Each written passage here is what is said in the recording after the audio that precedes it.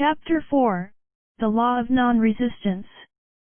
Nothing on earth can resist an absolutely non-resistant person. The Chinese say that water is the most powerful element, because it is perfectly non-resistant. It can wear away a rock, and sweep all before it. Jesus Christ said, "Resist not evil," for he knew in reality, there is no evil, therefore, nothing to resist. Evil has come of man's vain imagination, or a belief in two powers, good and evil. There is an old legend that Adam and Eve ate of Maya, the tree of illusion, and saw two powers instead of one power, God. Therefore, evil is a false law man has made for himself, through psychoma, or soul sleep. Soul sleep means that man's soul has been hypnotized by the race belief of sin, sickness, and death, which is carnal, or mortal thought. And his affairs have outpictured his illusions. We have read in a preceding chapter that man's soul is his subconscious mind, and whatever he feels deeply, good or bad, is outpictured by that faithful servant. His body and affairs show forth what he has been picturing. The sick man has pictured sickness, the poor man, poverty, the rich man, wealth. People often say, "Why does a little child attract illness, when it is too young even to know what it means?" I answer, that children are sensitive and receptive to the thoughts of others about them. And often outpicture the fears of their parents. I heard a metaphysician once say, if you do not run your subconscious mind yourself, someone else will run it for you. Mothers, often, unconsciously, attract illness and disaster to their children, by continually holding them in thoughts of fear, and watching for symptoms. For example, a friend asked a woman if her little girl had had the measles. She replied promptly, "Not yet." This implied that she was expecting the illness, and therefore, preparing the way for what she did not want for herself and child. However, the man who is centered and established in right thinking, the man who sends out only goodwill to his fellow man, and who is without fear, cannot be touched or influenced by the negative thoughts of others. In fact, he could then receive only good thoughts, as he himself sends forth only good thoughts. Resistance is hell, for it places man in a state of torment. A metaphysician once gave me a wonderful recipe for taking every trick in the game of life. It is the acme of non-resistance. He gave it in this way: at one time in my life, I baptized children, and of course, they had many names. Now I no longer baptize children, but I baptize events, but I give every event the same name. If I have a failure, I baptize it success, in the name of the Father, and of the Son, and of the Holy Ghost. In this, we see the great law of transmutation, founded on non-resistance.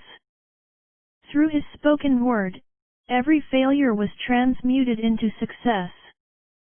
For example, a woman who required money, and who knew the spiritual law of opulence, was thrown continually in a business way, with a man who made her feel very poor.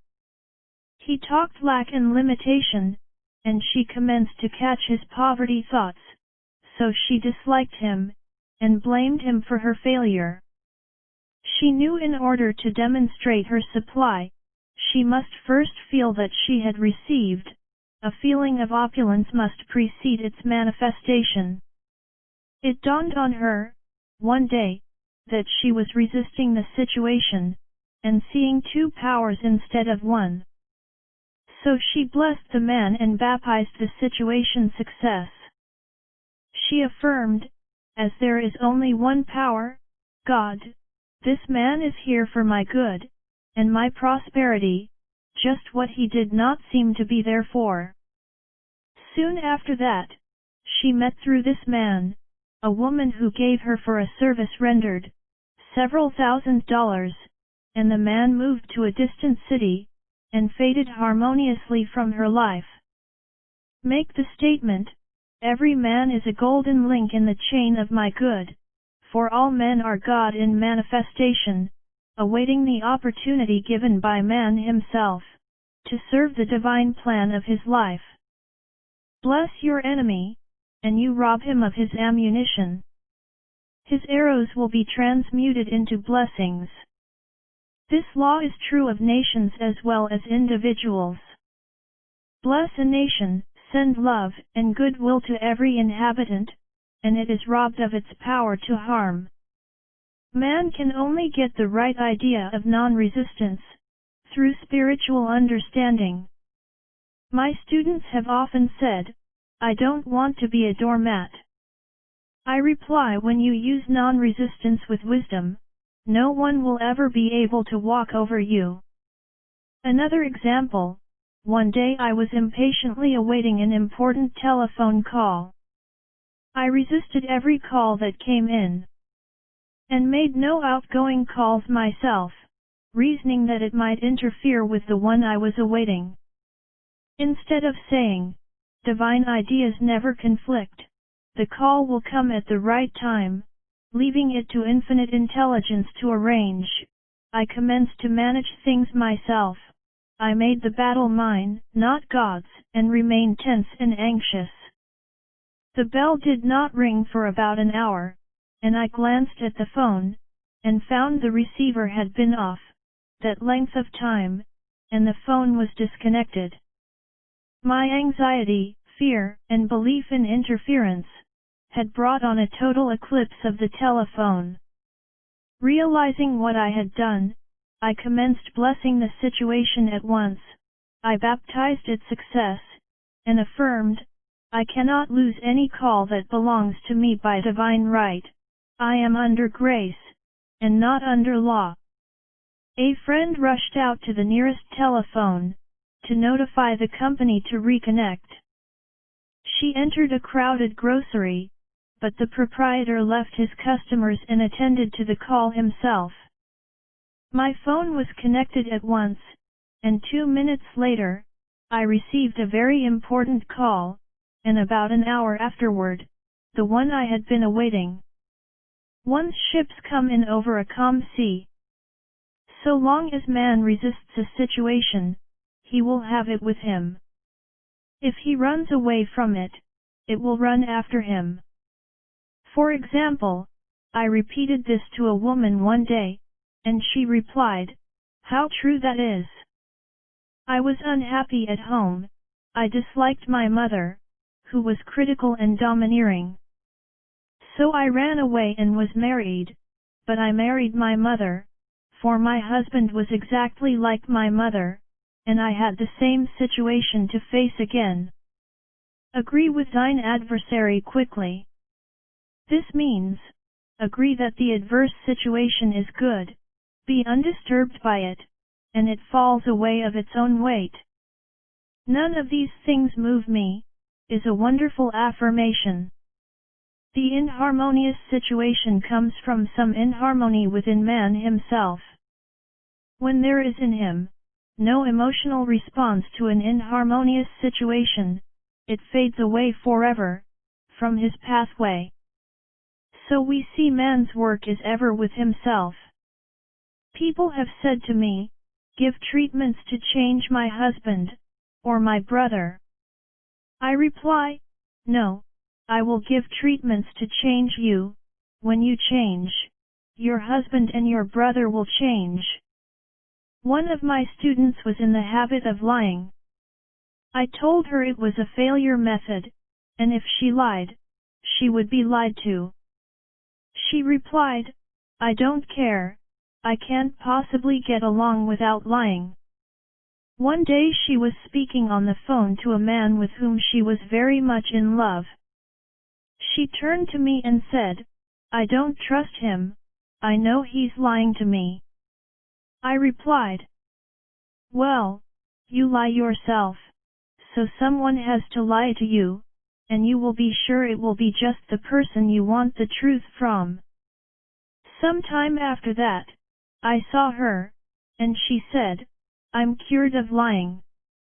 I questioned, what cured you? She replied, I have been living with a woman who lied worse than I did. One is often cured of his faults by seeing them in others. Life is a mirror, and we find only ourselves reflected in our associates. Living in the past is a failure method and a violation of spiritual law. Jesus Christ said, Behold, now is the accepted time. Now is the day of salvation.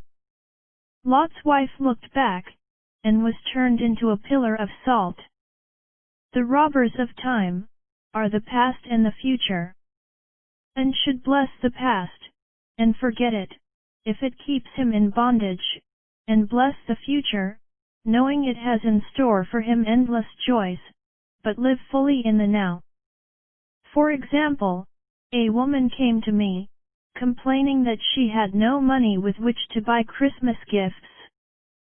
She said, last year was so different, I had plenty of money, and gave lovely presents. And this year, I have scarcely a dime. I replied, you will never demonstrate money while you are pathetic, and live in the past. Live fully in the now, and get ready to give Christmas presents. Dig your ditches, and the money will come. She exclaimed, I know what to do. I will buy some tinsel twine, Christmas seals and wrapping paper. I replied. Do that, and the presents will come and stick themselves to the Christmas seals. This too, was showing financial fearlessness and faith in God, as the reasoning mind said, keep every cent you have, as you are not sure you will get any more.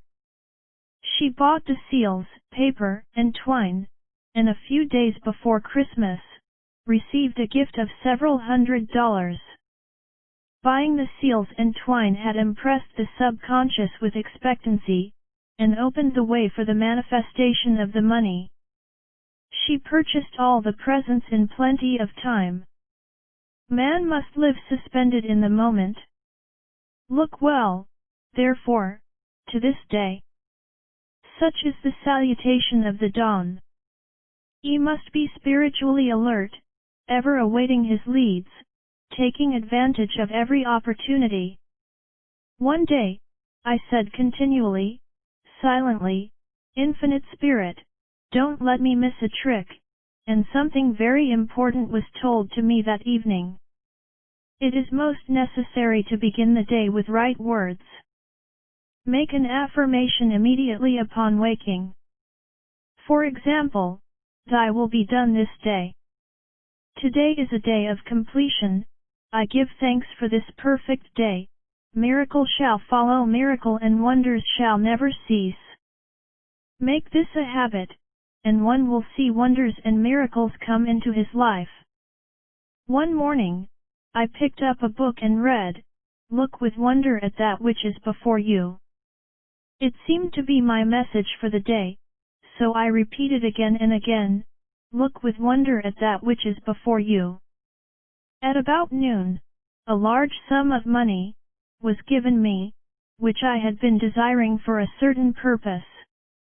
In a following chapter, I will give affirmations that I have found most effective.